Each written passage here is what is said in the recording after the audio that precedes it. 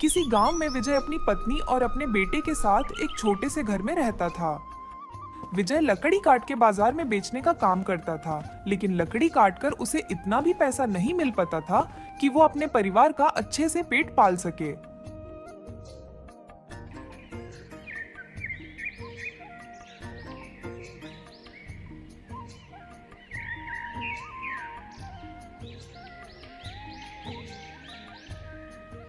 एक दिन विजय लकड़ियां काट कर उसे बेचने के लिए बैठा हुआ था, लेकिन सुबह से उसकी एक भी लकड़ी नहीं बिकी थी।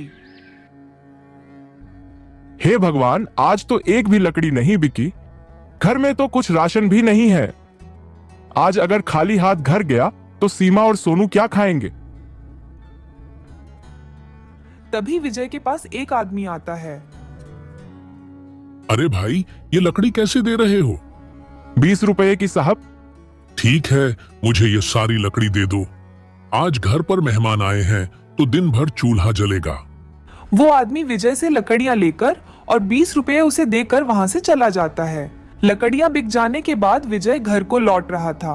तभी रास्ते में उसे एक कचौरी वाला दिखाई देता है। उसने कुछ दिन पहले ही कचौरी का ठेला लगाया था और उसके ठेले पर भीड़ लगी हुई थी। उसकी दुकान पर इतनी भीड़ देखकर विजय के भी दिमाग में ठेला लगाने का विचार आया और वो सोचने लगा, ये कचौरी वाला तो दिन भर में कम से कम 2 से 3 हजार तो कमाता ही होगा। इसके ठेले पर तो दिन भर भीड़ रहती है, महीने का काफी अच्छा कमा लेता होगा ये। मेरे लकड़ी काटने से मेरे घर का गुजारा अच्छे से तो हो नहीं पाता है, क्यों ना मैं भी ठेला लगाऊं और कचौरियां बेचूं। कचौरी वाले के ठेले पर इतना भीड़ देखकर विजय भी ठेला लगाने का निर्णय लेता है और वह घर जाकर अपनी पत्नी सीमा से इस बारे में बात करता है। सीमा को भी विजय का विचार अच्छा लगता है और वो विजय से बोलती है, अजी ये तो आपने बहुत अच्छा सोचा है। लकड़ी काटकर हमारा पेट तो भर जाता है, लेकिन जीने के लिए इतना काफी नहीं है। सोनू की आगे की पढ़ाई भी तो करानी है। मेरी माँ ने शादी से पहले मुझे छोले कचौरी बनाना सिखाया था। मैं आपको रोज सुबह सुबह ढेर सारे छोले कचौरी बनाकर दे दूंगी। आप बाजार में जाकर उन्हें अच्छे दामों पर बेच आना। लेकिन सीमा, अगर हमारी कचौरी नहीं बिकी तो? अजी आप चिंता मत कीजिए, मैं बहुत स्वादिष्ट छोले कचौरी बनाती थी अपने मायके में। बस देखते जाओ और बाजार से सामान लेते आओ। लेकिन सीमा, कुछ भी शुरू करने के लिए हमें पैसे की जरूरत होगी, वो हम कहां से लाएंगे? अजी आप इतनी चिंता क्यों करते हैं? जब तक हमारे पास पैसे नहीं हैं, जमींदार साहब से कुछ उधार ले लो आप। उनसे कहना कि जैसे ही हमारा व्यापार अच्छा चलने लगेगा, हम उनके पैसे वापस लौटा देंगे। ठीक है सीमा, तुम्हें मुझे सामान की लिस्ट दे दो, मैं अभी बाजार से सब लेकर आता हूँ। पहले तुम छोले कचौरी बना देना और मैं कल से ही बाजार में उन्हें बेचना शुरू कर दूंगा। सीमा सारे सामान की लिस्ट बनाकर विजय को देती है और विजय जमींदार से कुछ पैसे उधार लेकर सारा सामान और एक ठेला किराए पर ले आता है।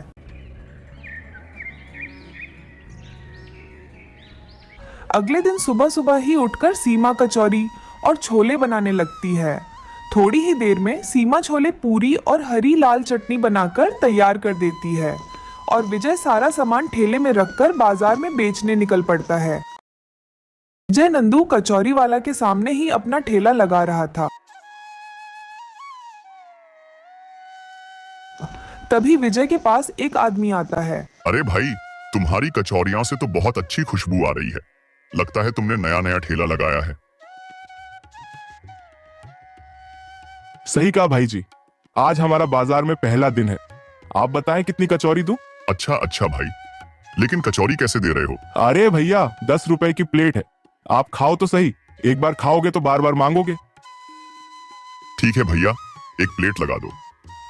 ग्राहक वो कचौरी खाने लगता है और उसे कचौरी का स्वाद बहुत अच्छा लगता है। अरे वाह भाई, क्या कचौरी बनाई है, मजा ही आ गया। और ये जो छोले के साथ तुमने प्याज दिया, ये तो और भी स्वाद को दुगना कर रहे हैं। तुम एक काम करो, मेरे परिवार के लिए भी 10 कचौरी पैक कर दो। अपने पहले ही ग्राहक से इतनी तारीफ सुनकर विजय बहुत खुश हो जाता है और उसे 10 कचौरी पैक करके दे देता है। थोड़े ही देर में विजय के ठेले पर भीड़ लग जाती है और आज उसकी बिक्री बहुत अच्छी होती है। शाम को अपना खाली ठेला लेकर विजय वापस घर आ जाता है।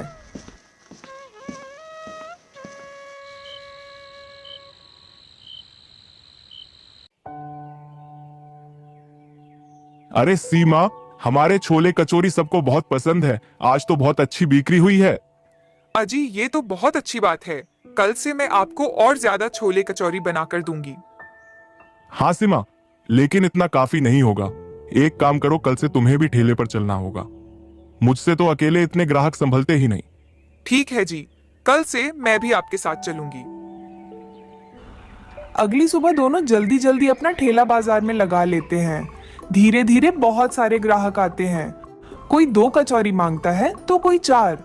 लेकिन नंदू उसकी तरक्की देखकर बिल्कुल भी खुश नहीं था, क्योंकि उसकी बिक्री अब उतनी नहीं हो पाती थी। 1-2 ग्राहक ही उसके ठेले पर आते थे।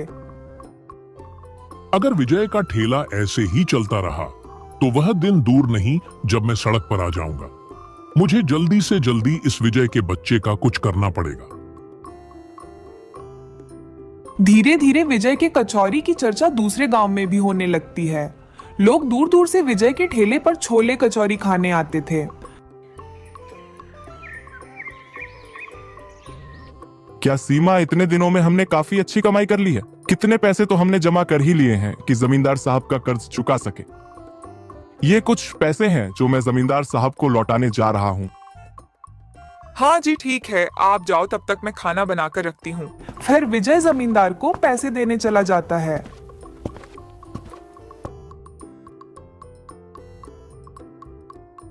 नमस्ते जमींदार साहब।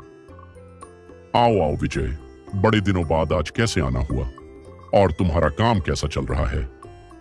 सब बढ़िया चल रहा है मालिक, मैं आपके पैसे लौटाने आया था। फिर विजय जमींदार के पैसे लौटाकर घर आ जाता है।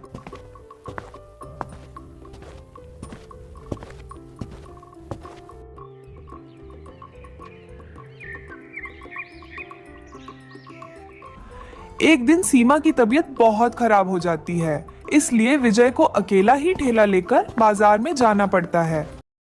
वहीं दूसरी तरफ नंदू भी अपने ठेले पर कचौरियां बना रहा था।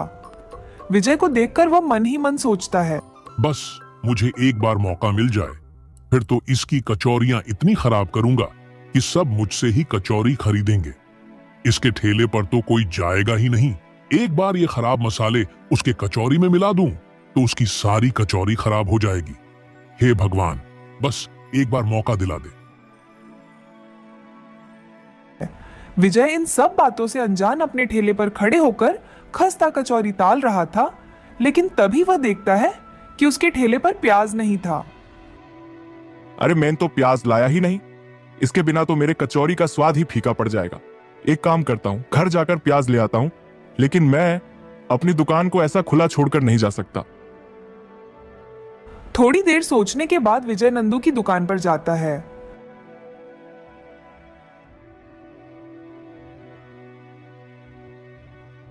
क्या हुआ विजय भैया, आज मेरी दुकान कैसे? क्या बात है? अरे नंदू भाई, मुझे तुम्हारी कुछ मदद चाहिए।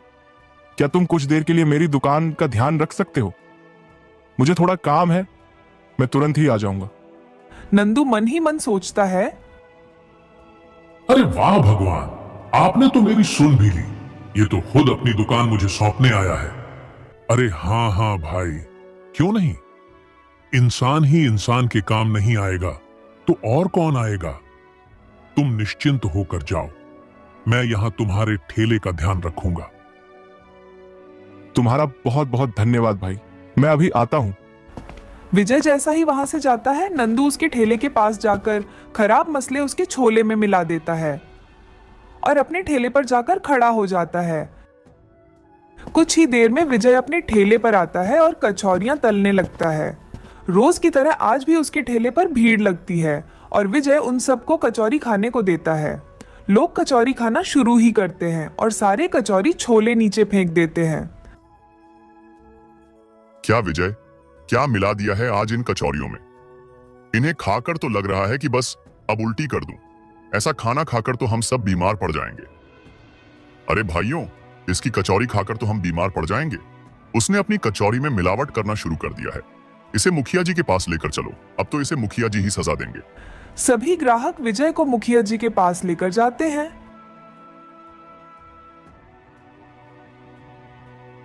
क्यों रे विजय, तुमने गांव वालों की जान के साथ खिलवाड़ क्यों किया? मुखिया जी, मैंने कोई मिलावट नहीं की है। मैं तो जैसे रोज बनाता हूं वैसे ही आज भी बनाई थी, पर पता नहीं लोग बीमार क्यों पड़ने लगे। तो क्या ये लोग झूठ बोल रहे हैं? क्या बीमारी का नाटक कर रहे हैं? मैं कुछ नहीं जानता विजय। तुम्हें 1 दिन का समय दिया जा रहा है। अपनी बेगुनाही साबित करो, वरना तुम्हें गांव निकाला दे दिया जाएगा। मुखिया की बातें सुनकर विजय बहुत चिंतित हो जाता है। वहीं दूसरी तरफ नंदू यह सब देखकर मन ही मन मुस्कुरा रहा था, क्योंकि अब उसके रास्ते में कोई नहीं था।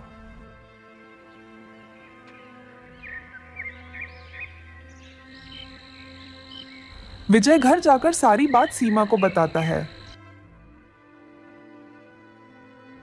अजी, ऐसा कैसे हो सकता है? मैंने तो बिल्कुल सही मसाले डाले थे। मुझे तो यह किसी की साजिश लगती है। अजी, कोई जानबूझकर हमें फंसाना चाहता है। लेकिन सीमा, ऐसा कौन कर सकता है? मैं तो किसी से दुश्मनी नहीं रखता। अजी, आप नहीं जलते, लेकिन आपको आगे बढ़ता देखकर लोग आपसे जलेंगे ही। अजी, अब हम क्या करेंगे?